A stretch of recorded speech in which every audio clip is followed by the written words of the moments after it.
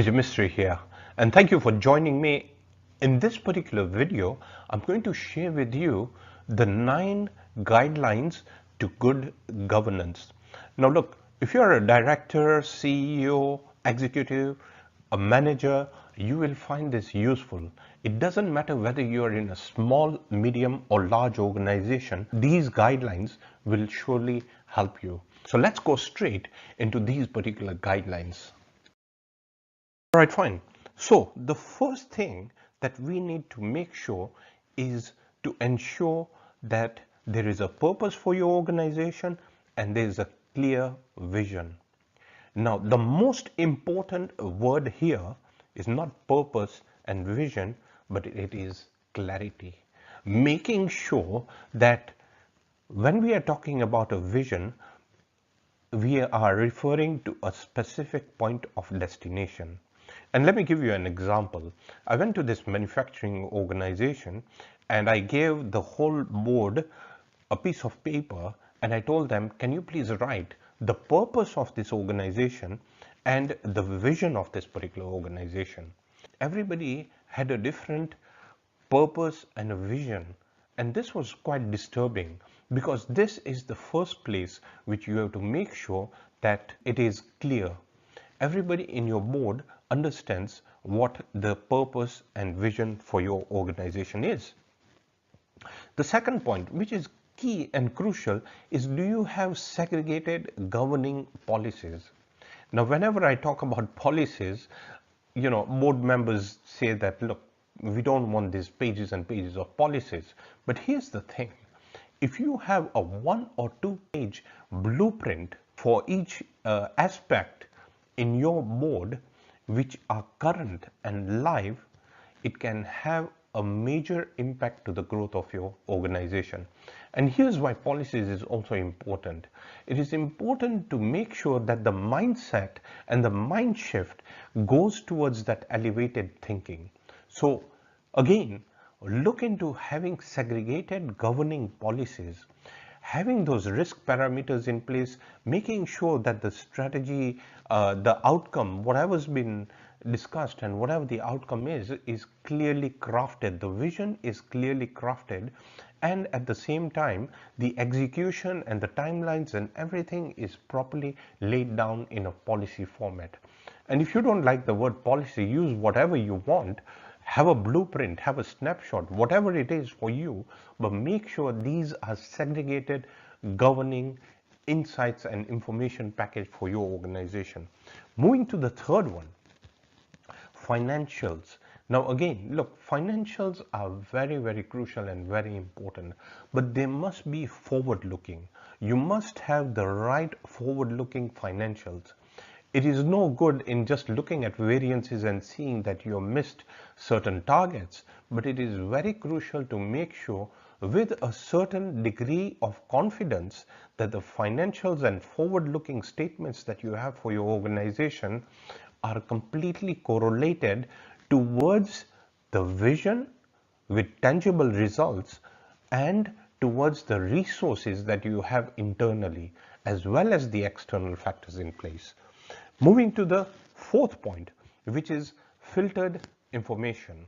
Now, my dear friends, what I've noticed is that in certain instances, and this goes for another service industry where I was in the board, that information, if it is filtered, you will not be able to make the right decisions. And this is exactly what happened in this one particular service industry, because there were certain risk parameters which were not fully expressed. And filtered information can have a serious adverse impact to the growth of your organization. But here's the thing, and here's what you need to do. As board members, you need to even engage with management at certain times. Now, that doesn't mean that you have to invade their time, or because they have their own pressures, but it's very important to ensure that you understand what is happening at management level, which means you need to deep dive and look at the company from 50,000 feet down to ground level. This is crucial and very important to ensure that there is no filtered information. Moving to the fifth point, unified. Again, are you unified at the top? Having constructive discussions are very important, I do understand, but do you have that unification? Or is there any dysfunctionality? There was this group of companies, a group of companies, and one problem they had was that one division was just looking at their own interest rather than looking at the group interest. Now it can also happen in a small or medium organization. So this unification and having that pure intention of having that growth and ensuring that you live the values is crucial to the growth of your organization. Now this is another important point, and I'm sure most of you or all of you know about succession planning. But here's the thing, how deep have you gone as regards succession planning? What are some of the core constructs and what is changing in the global landscape and what is required at this particular point in time?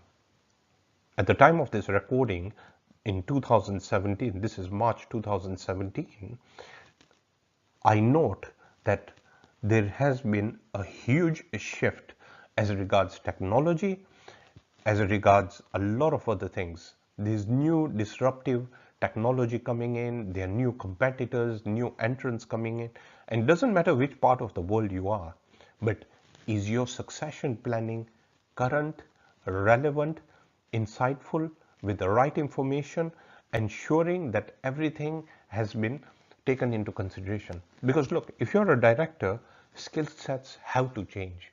You have to learn new insights. With what's happening in the social media and what's happening out there, it's very important to ensure that company reputation is maintained at all times. Let's move to the next point, risk. Now look, risk is very crucial in every choice, every decision, every impact that is being made in your organization. Whether it's an acquisition, whether it's a merger, whether it's a purchase of a plant, whether it's some investment coming in or investment being done, there are certain levels of risk, especially with the volatility taking place. So you have to be cautious and look into what else is playing internally, externally, politically, what's happening in your environment out there. What are those risks? What is going to impact your particular organization? So you need to look at risk in depth.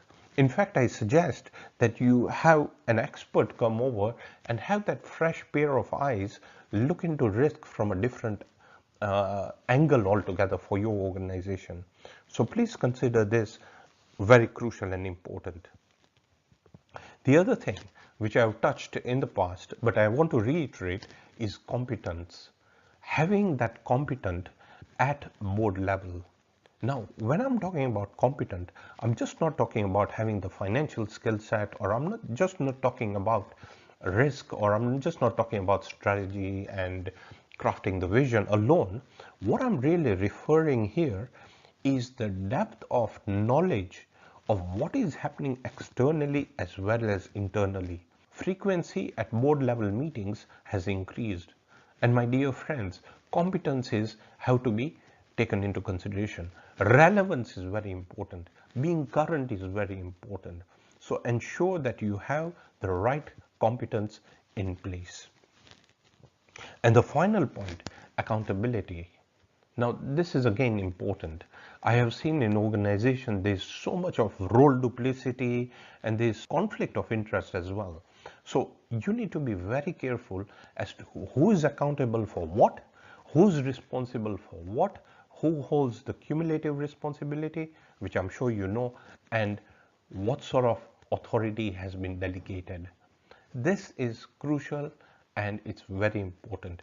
And the way to have accountability is making sure there is clarity in communication, there's clarity in what the expectations are, there's a full understanding as to how it's going to be achieved. So there is complete accountability and everybody knows that they are answerable. The board knows they are answerable for the actions or inactions for any cause of problems that may have occurred in the organization.